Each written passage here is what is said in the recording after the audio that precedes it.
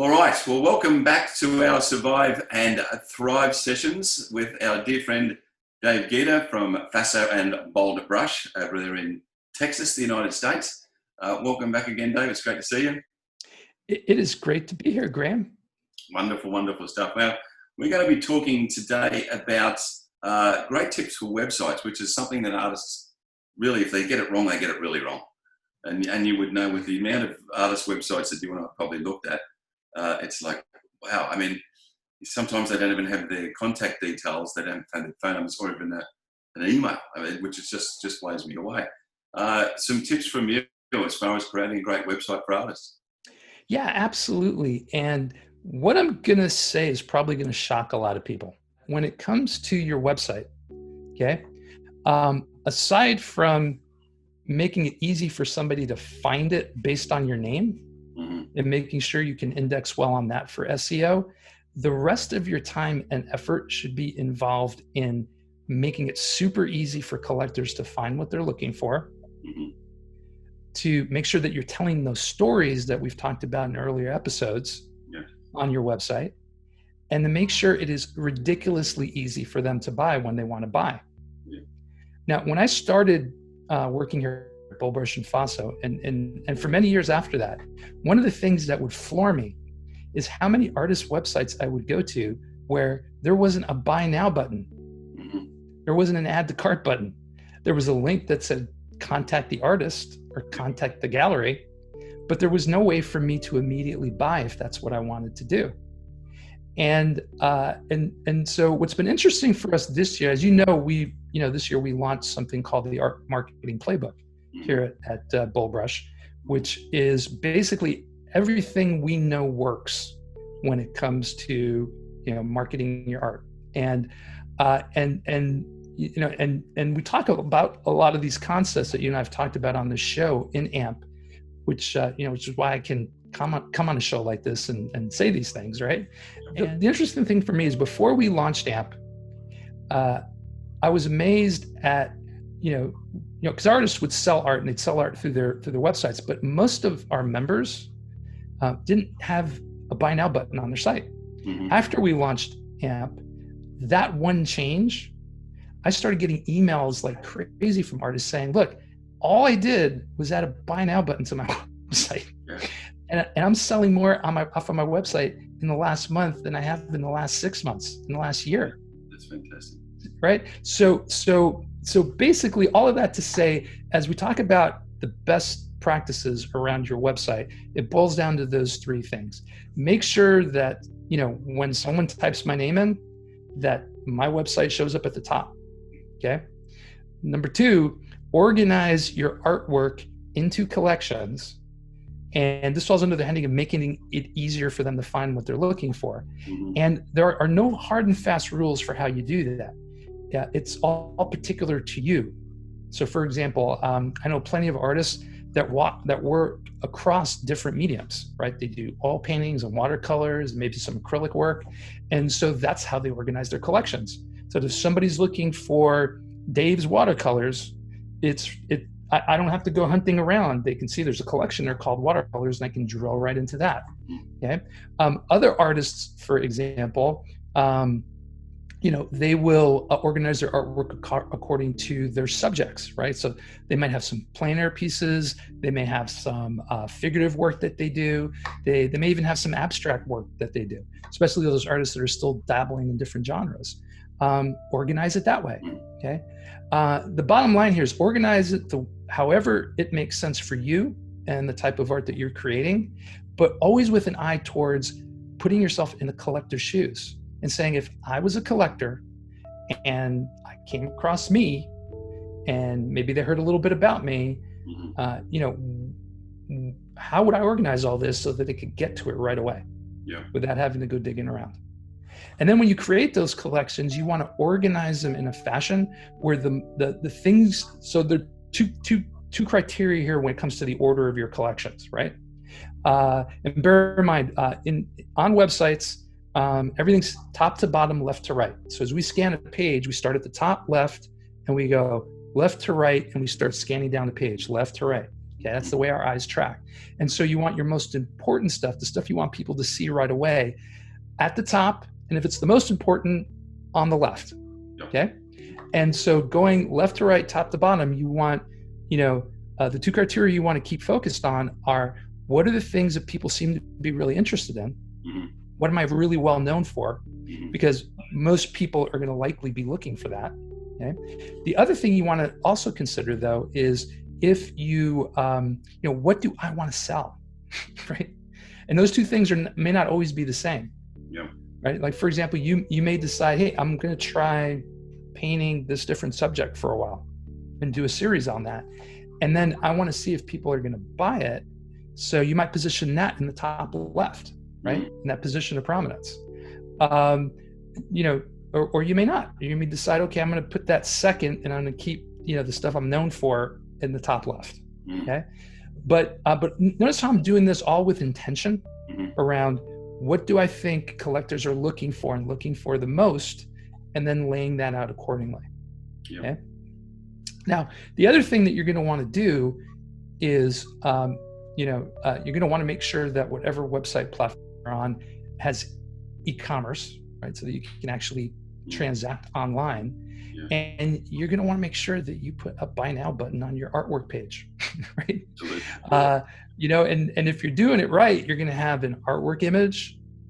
You're going to have some descriptive, copy there that tells the story of that piece.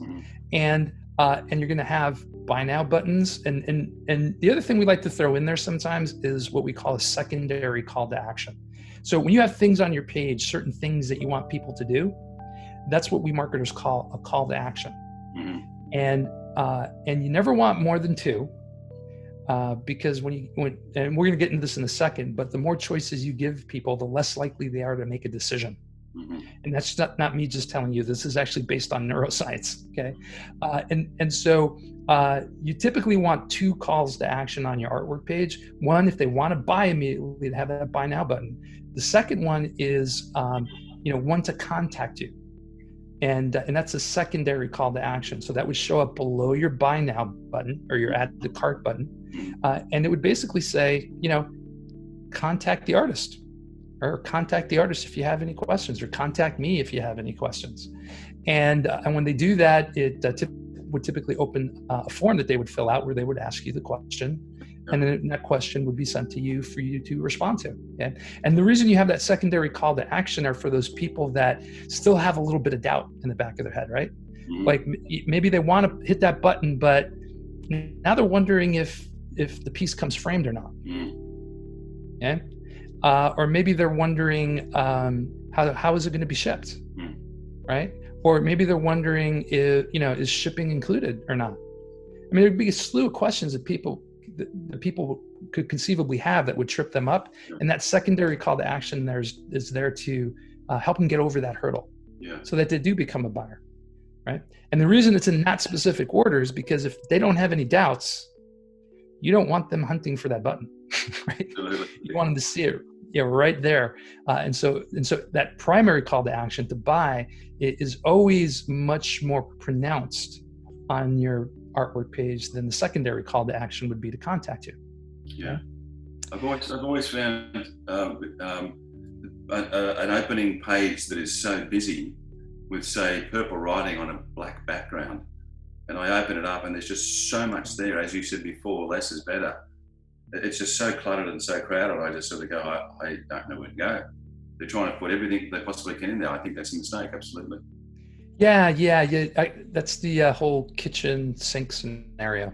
Everything. Right. We figure more is better, right? So let's give them 7 options, and let's have a lot of busy colors. And you're definitely right. Simple is better. Less is more, and always with intention. And so along these same lines, one of the things you're also going to want to make sure is that when you're picking your design for your website, that you don't let the design basically steal the show from your art. Yes. Right? So what you want is a clean, open, simple design that actually highlights your artwork, doesn't detract from it. right? So I'm not a big fan, for example, of dark backgrounds on websites. And because it just feels too heavy. Yeah. And it's almost like I'm looking at your artwork down at the bottom of a well. Yeah. doesn't do a really good job. And so keep the design simple and uncomplicated, and make sure. So one of the tests I like to do with a page is I'll bring it up on my computer, and then I'll step back about 6 feet and ask myself the question, what jumps out at me when I look at this? Yeah.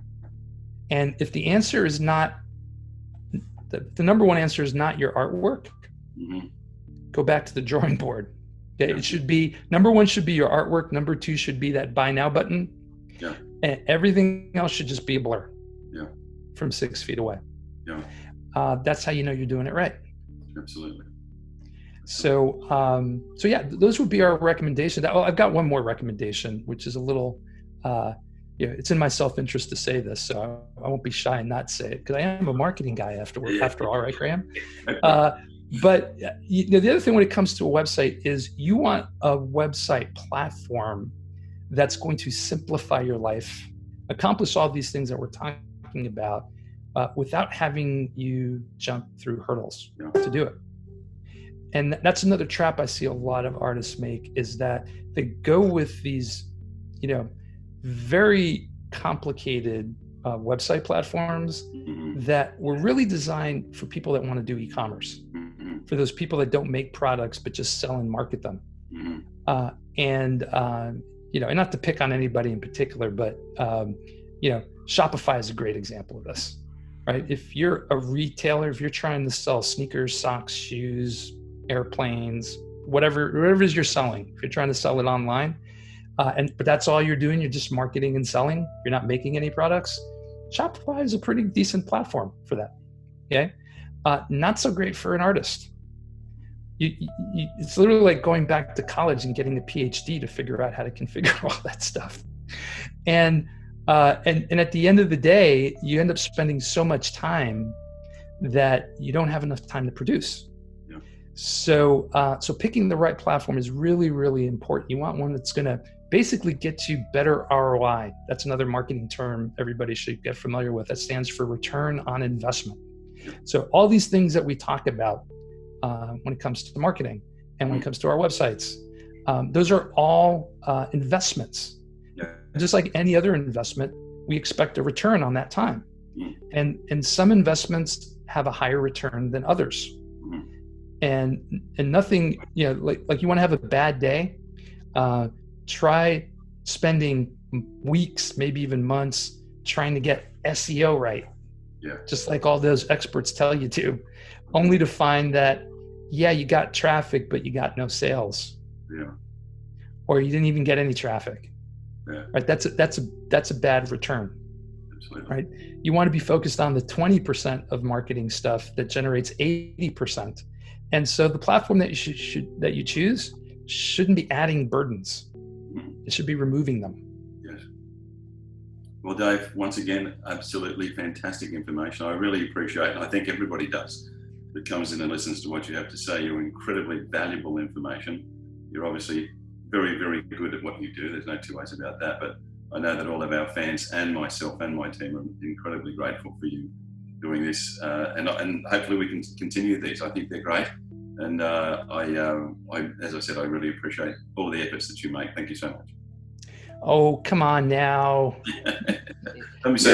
You always say such wonderful things, but the truth is, you're the wonderful guy, because it blows my mind to be on this show with you, sitting in this chair, and thinking of all of the artists that you've helped over your 20-year career, give or take? I've been nearly a full-time practicing artist for 40 years. No, I'm talking about the show. With the show. Yeah, with the show. Well, 10 years, and then I was involved with art on TV for another 10 years in Los Angeles before that. So nearly 20 years, Yeah. Think of all of the lives you've touched. Yes. So I'm just thrilled to be here. I'm thrilled you're giving me a platform, because at the end of the day, I think both of our hearts are in the right place. We want to help artists succeed, especially now more than ever. Absolutely. So thank you for the opportunity. I really appreciate it. Thank you, Dan.